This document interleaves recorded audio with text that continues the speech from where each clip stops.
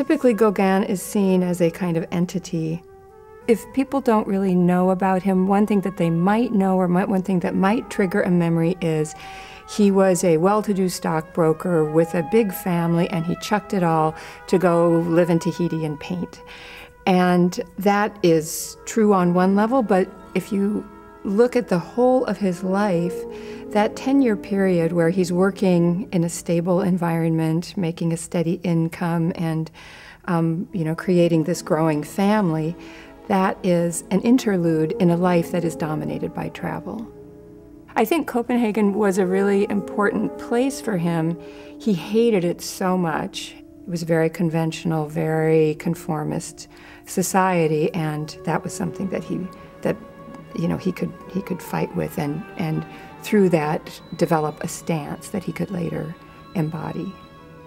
Already at this time, Gauguin was very drawn to the idea of something more authentic, something more primitive, something more raw, something more real and tied to the land.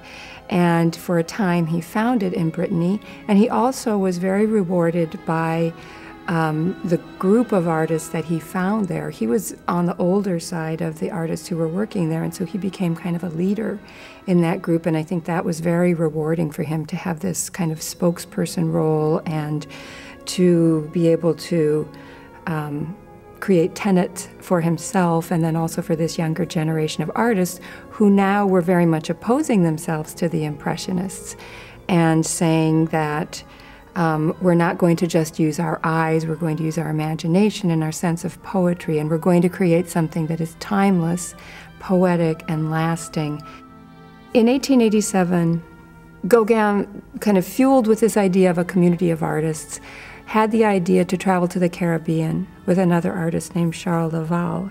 And they were going to live there as long as they could.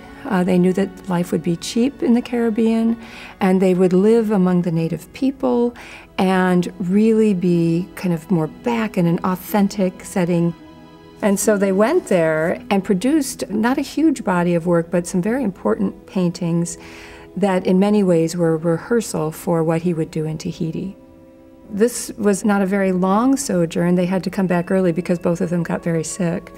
But it certainly kept in his mind the idea to go someplace far away and create a new body of work that expressed something more raw and more, in his terms, savage.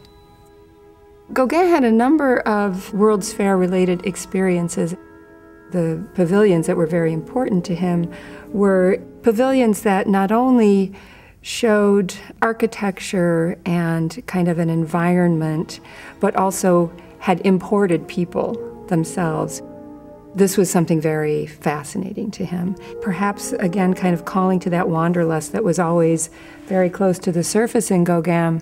Many of these places were French protectorates, so it would be easy for him to travel to these places. The first place that he thought of going, in fact, is what we would now call Vietnam. That was the first place in his mind, and it gradually evolved into Tahiti.